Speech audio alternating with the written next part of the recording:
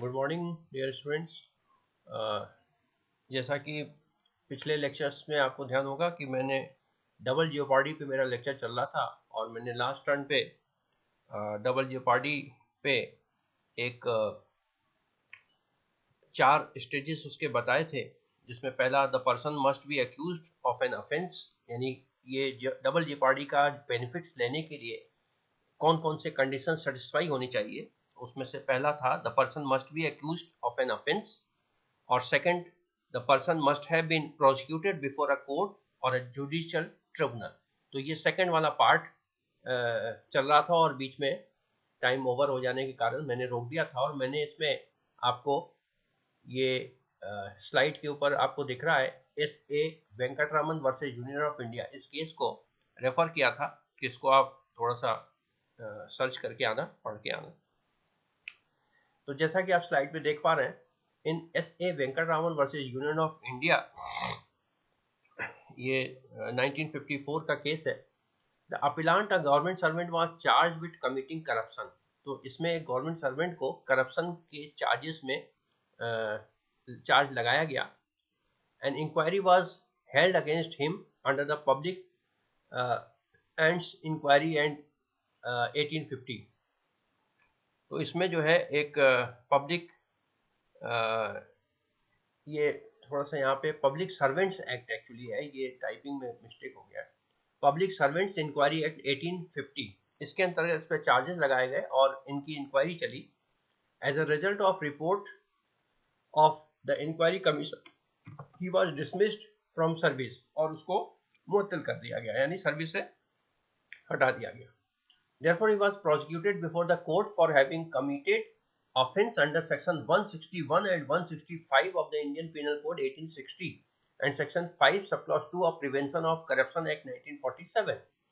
उसके बाद इसको फिर से आईपीसी के 161 और 165 और साथ ही में read with prevention of corruption act 1947 के अंतर्गत भी प्रोसिक्यूट किया गया। तो चूंकि एक बार उसको पब्लिक सर्वेंट एक्ट के अंतर्गत उसके खिलाफ इंक्वायरी करके और उसको सजा दे दी गई, यानी उसको बर्खास्त कर दिया गया नौकरी से, तो एक तरह की सजा ही है।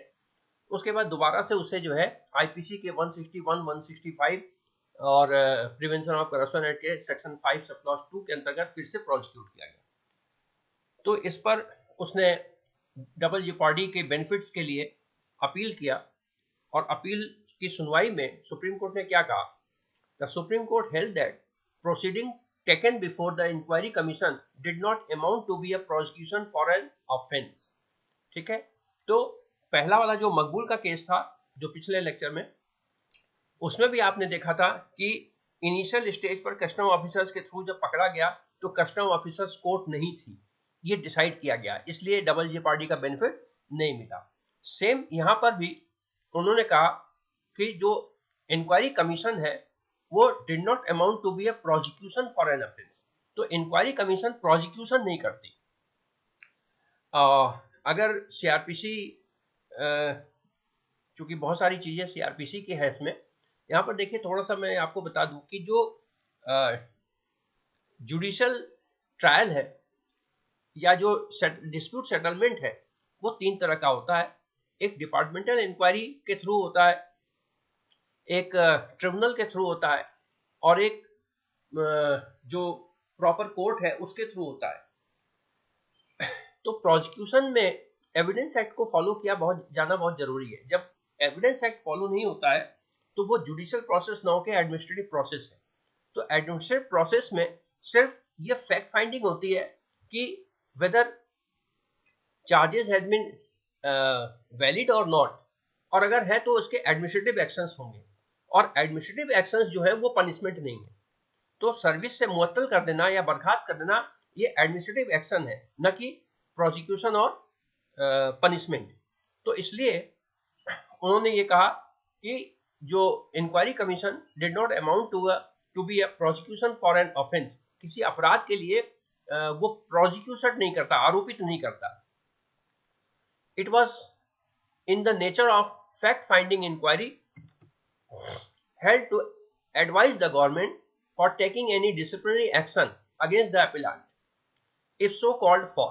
तो अगर उसने कोई डिपार्टमेंट इंक्वायरी के थ्रू कोई एक्शन लिया गया है तो जस्ट वो एडवाइस है गवर्नमेंट के लिए कि गवर्नमेंट उससे अगेंस्ट डिसिप्लिनरी एक्शन ले, और अपराध कानून के अंतर्गत जो सजा है उसके लिए जो सजा जो भी अपराध कानून में होगा वो अलग से मिलेगी।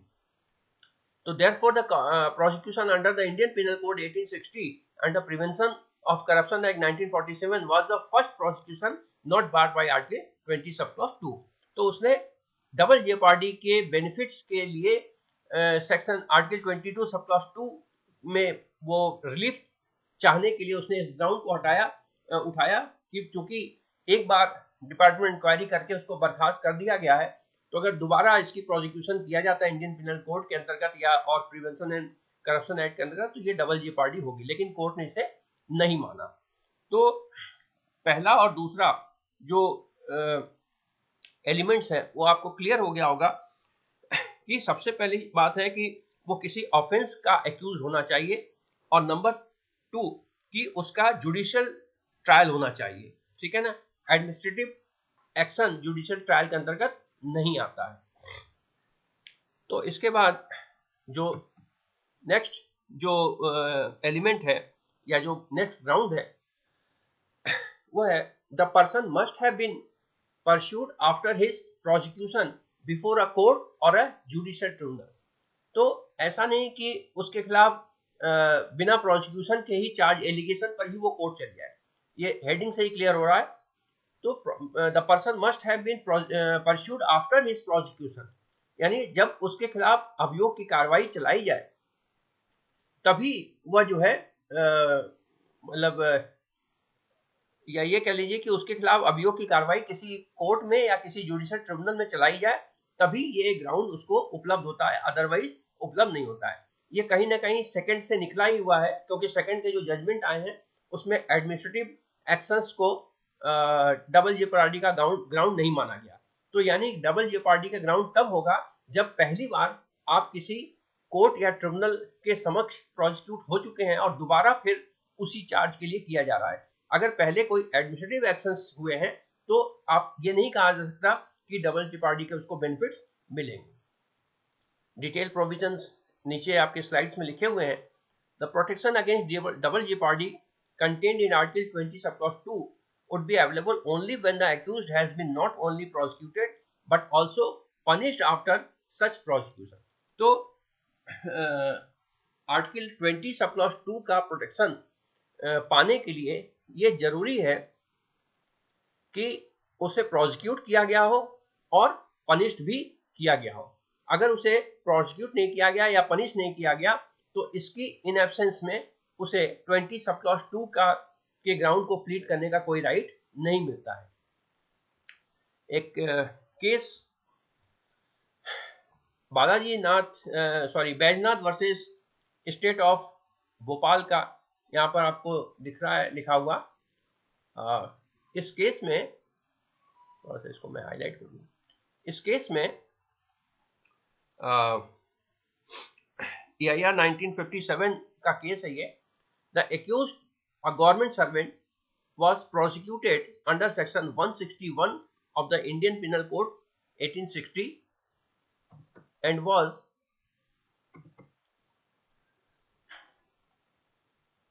punished।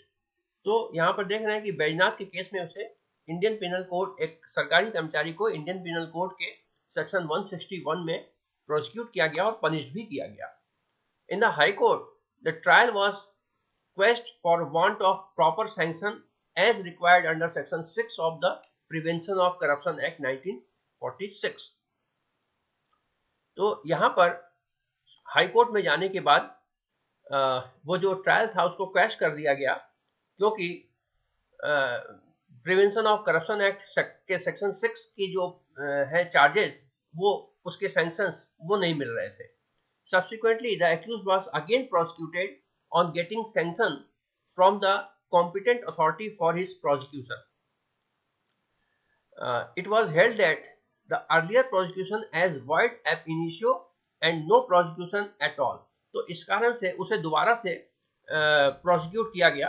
तो ऐसे कंडीशन में ये निर्धारित किया गया कि जो पहला वाला था चूंकि वो प्रोसेस ही गलत था अपने आप में और एब इनिशियो होने के कारण उसे प्रोसिक्यूशन नहीं कहा जा सकता। The prosecution started after obtaining the proper sanction was held to be the first prosecution. तो जब अगर पहला वाला प्रोसिक्यूशन किसी कारण से अवैध या असंवैधानिक या गैर कानूनी ठहराया गया, तो ऐसे कंडीशन में जब वो प्रोसिक्यूशन ही एब इनिशियो हो गया और अगर दोबारा प्रोसिक्यूशन स्टार्ट किया गया प्रॉपर तरीके से, तो वहां पर डबल जेओपार्डी का बेनिफिट नहीं मिलेगा। इसी तरह से नंबर 4th ग्राउंड है the person must be prosecuted for the second time before a court और a judicial tribunal.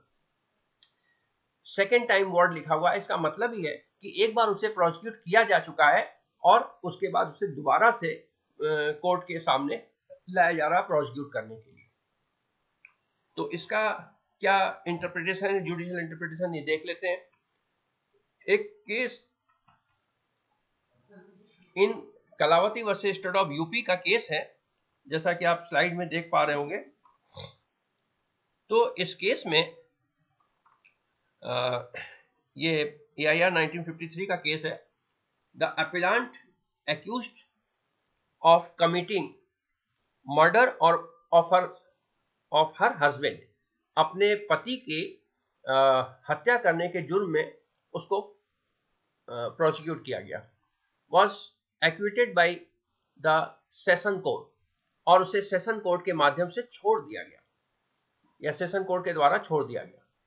The appeal against acquittal by the state, और उसके खिलाफ फिर स्टेट ने अपील किया before the high court, was held continue of the original prosecution not violative of article 20 sub clause 2। तो यहां पर यह डिसाइड किया गया कि जो इनिशियल प्रोसिक्यूशन है वो आर्टिकल 20 सब क्लॉज 2 को वायलेट नहीं करता है। अब क्यों नहीं करता है? इसलिए नहीं करता क्योंकि ये एक ही प्रोसिक्यूशन का पार्ट है, क्योंकि प्रोसिक्यूशन किसी भी मामले में लोअर कोर्ट में ही होता है और हीनियस क्राइम के मामले में या मर्डर जैसे कंडीशन में जो सबसे लोअर कोर्ट है वो सेशन कोर्ट ही है, क्योंकि उससे नीचे तो प्रोसिक्यूशन हो ही नहीं सकता। तो और उसके बाद अपील एक चैनल है, तो ये उसी मामले का अपील है, न कि ये डबल प्रोसिक्यूशन है, इसलिए ये सेक्शन 20 सब क्लॉज 2 का ग्राउंड नहीं बनता है। Fifth and last, the offence must be same in both the proceedings. दोनों ही मामलों में जो ऑफेंस है वो सेम होना चाहिए। अगर एक ऑफेंस के लिए एक बार प्रोसिक्यूट किया गया और दोबारा दूसरा ऑफेंस किया गया और उसमें दोबारा से प्रोसिक्यूट किया गया, तो ये डबल जेओपार्डी का ग्राउंड नहीं बनता है, बल्कि एक ही अपराध में के लिए एक बार प्रोसिक्यूट कर दिया गया और दोबारा उसी अपराध के लिए प्रोसिक्यूट किया जा रहा है, तो ही ये डबल जेओपार्डी का केस बनता है। When one and same act of a person constitutes two different offense, the punishment for the no offense does not bar prosecution and punish the other offense. It may be noted that offense may be distinct although ingredients of two offenses are common. तो यहाँ पर clear है ये कि दो offences के grounds common हो सकते हैं, लेकिन एक ही ऑफेंस के लिए जब दो बार प्रोसिक्यूट किया जाएगा तभी 20 सब क्लॉज 2 का बेनिफिट मिलेगा, अदरवाइज ये बेनिफिट नहीं मिलेगा। इस पे दो केस हैं, थोड़े थोड़े से फैक्ट है इसके, देख लेते हैं। In Mohinder Singh versus state of Punjab का केस है एक, ये 1999 का केस है, 1999 का। The supreme court held that offence of attempted act 1985 were two distinct offenses and therefore trial for the former offenses of attempt dacoity under section 390 and 402 of IPC and section 3 of TADA Act 1985 and offense of possession of firearms without on license under section 25 of the Arms Act 1959 and section 5 of TADA would not be barred to trial for letter of offense, letter offense, यहाँ पे भी थोड़ा सा mistake है, letter offence है ये। तो इस तरह से आप देख रहे हैं यहाँ पर कि दो अलग अलग ग्राउंड्स हैं और इस कारण से डबल जेओपार्डी का बेनिफिट नहीं दिया जा सकता। इसी तरह से जो नेक्स्ट एक केस और है state of Haryana versus Ghasiram. इसमें the respondent while undergoing sentence of life imprisonment committed an offence under the Prison Act 1894 for which he was punished by trial court as well as the superintendent of jail. The Supreme Court quashed the punishment imposed by the jail superintendent is not permissible. तो यहाँ पर ground ही अलग था। यहाँ पर एक व्यक्ति जो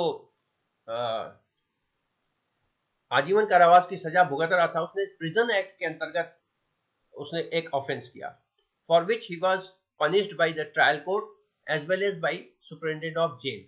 तो उसे ट्रायल कोर्ट के थ्रू पनिश्ड किया गया और सुपरिटेंडेंट ऑफ जेल के द्वारा भी किया गया।